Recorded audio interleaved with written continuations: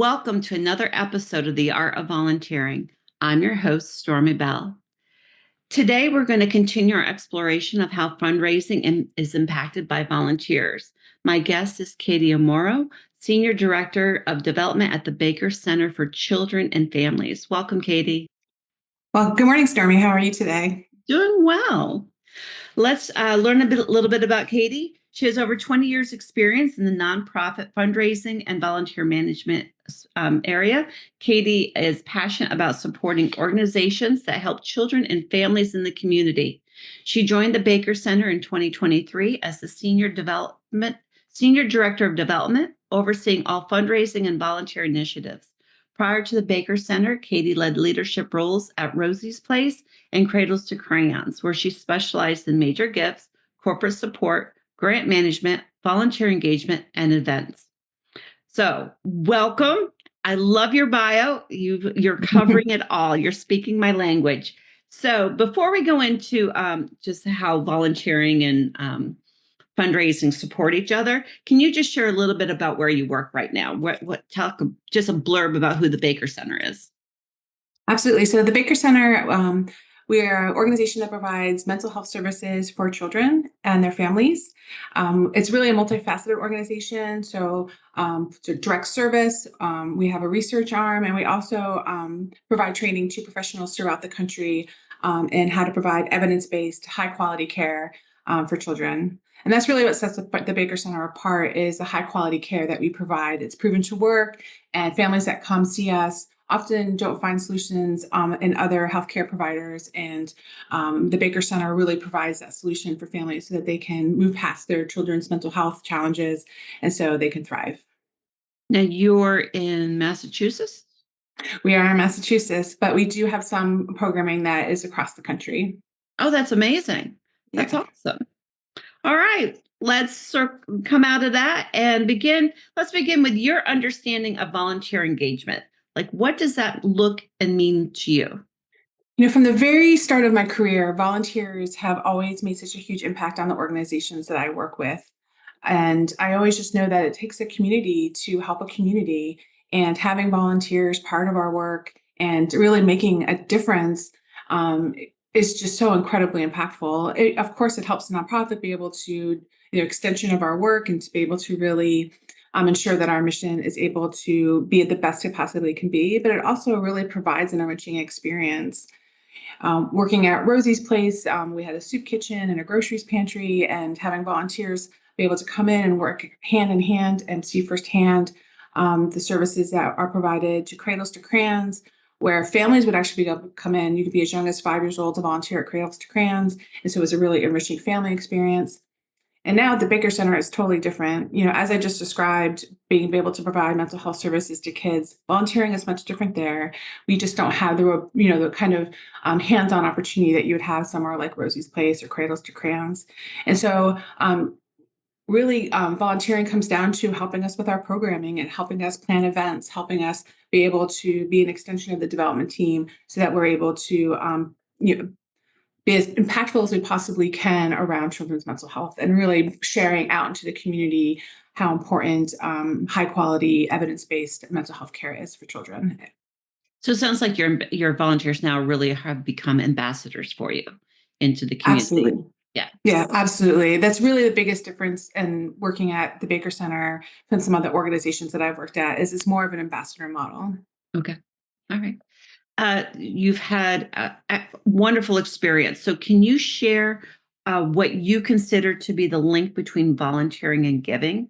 Is it a heart connection, intellectual understanding of the mission, or something in between? I would say it's both. Okay. I think, just one thing that was really impactful in my career is, is the pandemic. Working at Cradles to Crayons at the time, volunteerism was how we fundraised. You would come in and you would volunteer, and that is how we would engage you and begin to fundraise, and to engage you into our mission, so you support it, make a philanthropic investment. When the pandemic hit, that was no longer possible. Volunteers could no longer come into the Giving Factory, and where we actually do the volunteerism and be able to make a difference. And so we had to shift how we were talking about our mission in our work. And that shift and talk, and that's when we really started to talk about ending clothing insecurity and really shaping more into storytelling and being more data driven. And that really prepared me to go somewhere like the Baker Center where we don't have as much hand-on experience. And so you really do have to be able to talk about your mission differently and connect people differently to your mission. And when you do, and then you can really see from the person that's interested in and really having good mental health care for kids, is it a heart thing? Is it because they're very, like, maybe they've been affected by children's mental health and they want to ensure that other families in the community have access to our services? Or maybe they're very interested in the research behind children's mental health and the research that we do. And that's kind of the head piece. And so it could be both, right? It could be that they're interested in both, that their family's affected and they want to be sure that's the best mental health care out there. But whichever way they're interested, it's my job to suss that out. It's my job to understand that what is connecting them to the work and mission. And if it is more of a head, like they're really interested intellectually, maybe they're helping on a committee and helping us drive forward on a program committee. Or if it's more heart, maybe they are opening their home to have a house party and being able to share the work and mission and why this organization means so much to them, in that way. And so, really, I would never choose either one. I would say it's probably going to be both. And probably, honestly, for most folks, it's a mixture of both. Sure. So in a way, you and your volunteers have to become translators, understanding what their passion is and how to connect it, but also your volunteers translating from their experience to others coming in, being able to just take that, turn it around, and bring others into the fold, so to say. Yeah. Absolutely. Absolutely.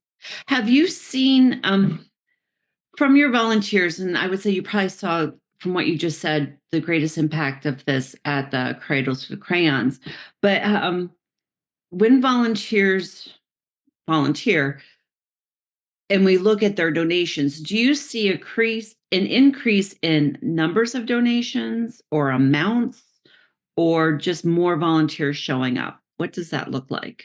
For Cradles to Crayons, they have such an enriching volunteer program there. 50% of their funds come from corporations, which I know Stormy, is very unusual. Yeah. Usually it hovers closer around 20%. That is how much you're fundraising from the corporation revenue stream.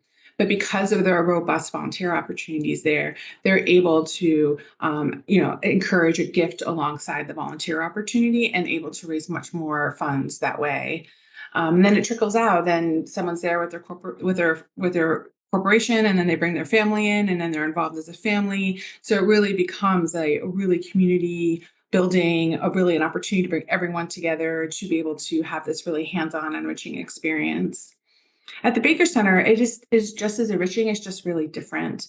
You really talk, and the challenge with the Baker Center is that our mission is a little bit more intangible. When you are at Cradles to Crayons and you're helping put together clothing packs, or you're helping in the warehouse in some way, it's much more tangible. You can really see what you're doing and how you're giving back to the community. When children's mental health, there's just not that opportunity. And so, but it's just as impactful knowing that, when you are helping us plan an event and we're raising funds to be able to ensure children's mental health is possible.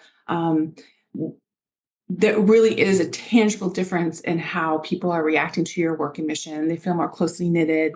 They understand what you're doing much more closely. And then they feel impactful and they want to make a greater philanthropic investment and encourage their friends to get involved because they really do have that deeper understanding. Wonderful. Do you have a story of impact of where you've seen that happen?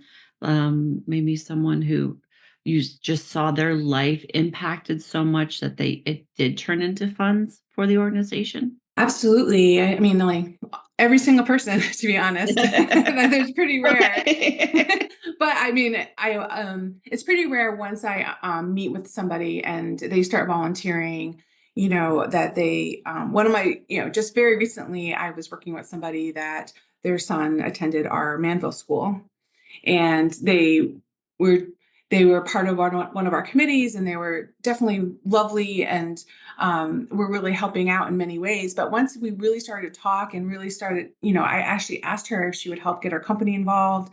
and she did that, and now they're going to be more involved with our work and mission. So once you engage someone and you talk to them more deeply about why reaching into their networks really makes a difference, and then bringing their company to come in and be part of an event and be part of our work, it really does make a huge difference. So I can tell you a million stories because every single time, I mean, volunteerism it really is a heartstring. And like I have my own personal volunteer journey. I know we're going to talk about today, but also just being able to see how people transform when they really understand the work and mission and are volunteering, and can really not just at a high level, like, oh, I know the Baker Center does children's mental health, but to actually see that thousands of kids a year are being impacted by our work, and being able to thrive the best way they possibly can, and really understanding that makes a huge difference. Love it.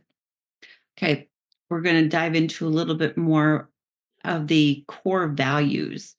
Um, from your experiences, oh, you've kind of covered it some more, but just what are your core values when you are been a volunteer leader or just in the organization that really resonate with you? And my core values really center around being authentic, and being and really giving back in a way that really resonates with folks. I guess authentic. I don't. Is that a core value? Authenticism. That's a core value. Yeah, I think so. Yeah. That's really because it's, if I had to describe myself in one word, it would be authentic. Okay. Just really, the organizations I work for, I truly believe in the work and mission. I truly believe in the work that's being done in the community, and the impact of that work. And when I think about when I approach someone and say, "Will you volunteer your time, your precious time, all the things you have to do in your life, and you're going to spend some of it volunteering at the organization that I'm part of," that authenticism really seeps through, and people can really see that, wow, she really believes in this. She really believes in the work and this mission and this organization, and I do believe in it too. And I'm going to join her and and most importantly, the organization, to make a difference in the community. I'm spending my time in the right way, and I'm investing my dollars in the right way, and that's why I can never work somewhere where I didn't feel passionately about the work and mission, because I think that authenticity really makes a big difference. And it's my core value. So I live by that. That that's amazing. That's awesome. Um, s- what do you consider to be the greatest barrier for volunteers to become funders? Well, I think one of the biggest barriers is that they think they have to make a big gift to make a difference. And, this is just a small gift. It's really not going to make a big impact. But I've seen over and over again how everyone coming together as a community and giving something that's meaningful to them, it really makes a huge impact. And I think, everyone has the opportunity to make a difference in their community at whatever level they can, and to find that thing that they're really passionate about, and to make a gift that's meaningful to them, and to donate their time in a way that's meaningful to them, really does make a huge difference. I understand that, but I think everyone needs to hear that it's the meaningful part of the conversation.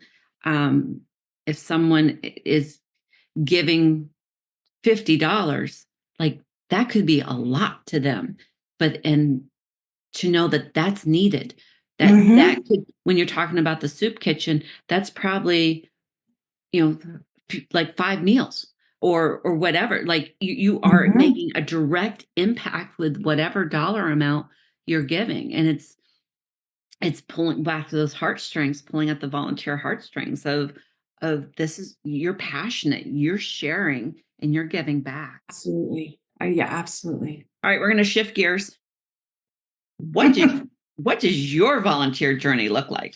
My volunteer journey, volunteerism from a very young age was important to me. Even before I could define that I was volunteering, I was out in the community being a Girl Scout, or um, helping in some way. My mom always would tease me and say I'm a joiner, but I loved it, and I loved being part of the community. And really, my journey as adult really started right when I worked at Rosie's Place for 17 years, and I was very passionate about the mission and the work. And at one point, I was like, it is time for me to move on, but how do I move on? What does that look like for me? So I actually joined an organization called Boston Cares, and they're like a kind of a clearinghouse for many different opportunities in the city to be able to. And they have a calendar, and you can sign up at a time that works best for you. And I volunteered at the Red Cross. I volunteered at other homeless shelters, Pine Street Inn, St. Francis House, Women's Lunch Place, the Prison Book Program, and I was actually really able to not only be in my community and volunteering, but also exploring how other nonprofits work because I was at Rosie's Place for so long. It really allowed me the opportunity to see, I really admire these other organizations and the work that they're doing, and just feeling really passionately. And I volunteered at Boston Cares all the way up to the pandemic, and felt really great about being able to really see. And that's when I moved on to Cradles to Crayons, and I got introduced to an organization called Tomorrow's Women Today, which is a women's group that provides mentoring and networking opportunities. And I'm on their leadership team now, and just being able to support women, especially women that are early in their careers. I'm a mentor. I've been a mentee.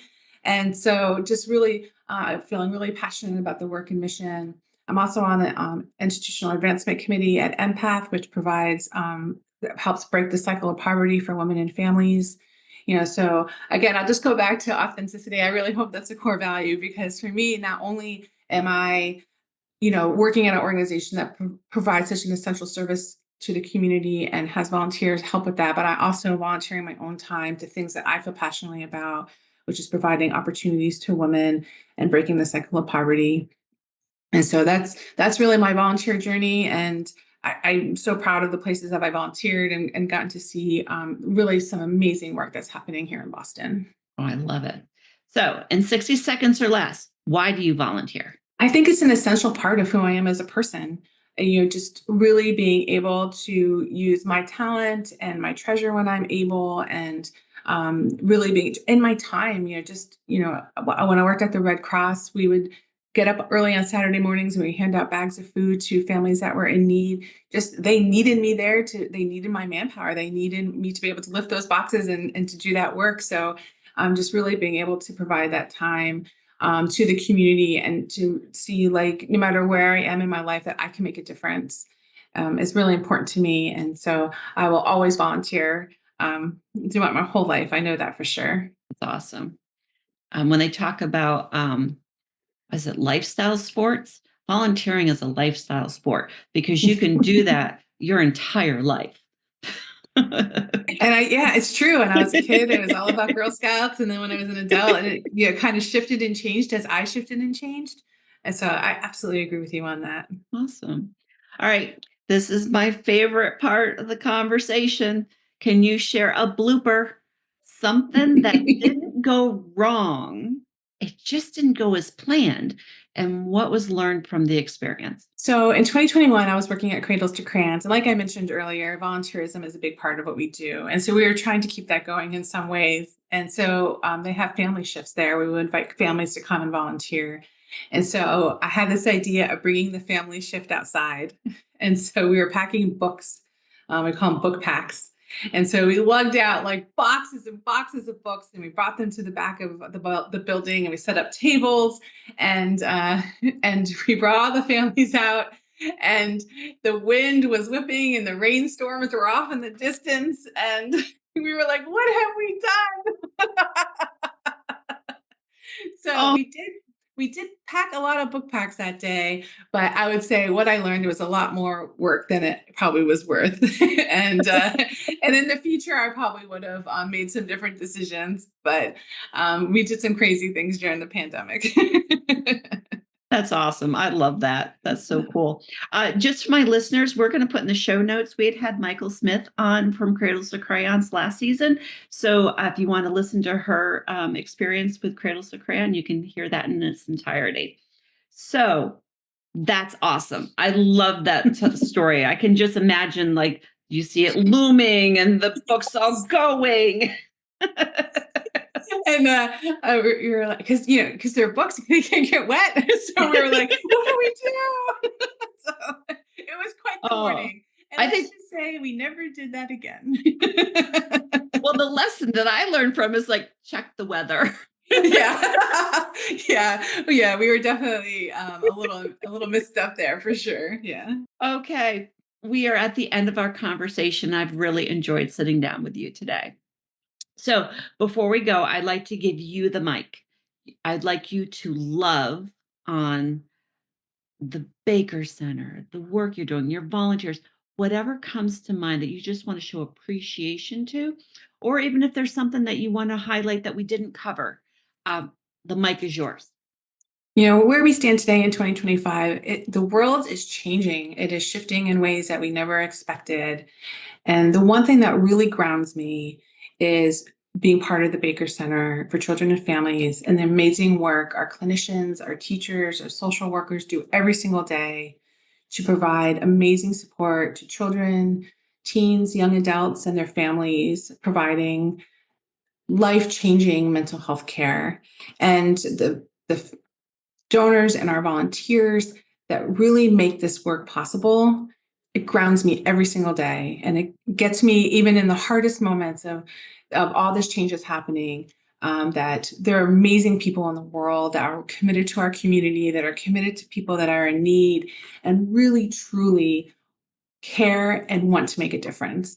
And so it really makes me feel so much more passionately about the path I've chosen in my life, and also my own volunteer experience of the Tomorrow's Women Today and Empath, and how close those organizations are to my heart as well. And so that is my love to give to you today, and to everyone that listens to the Art of Volunteering podcast, is just to find what grounds you and find what you are passionate about, and and because it will truly make a difference in the community and to your neighbors every single day. Awesome. Thank you so much for sharing. All right. Thank you for being my guest. I have enjoyed our conversation. I know my listeners have found value in it. And as I like to say to them, you might not have the Baker Center exactly in your backyard, but I bet you have something like it. And they need volunteers. They need your time to come out and support the mission that's impacting the entire community. So I ask that you share this episode, rate, review it, because it helps other people to be motivated to help transform the fabric of our society through volunteering.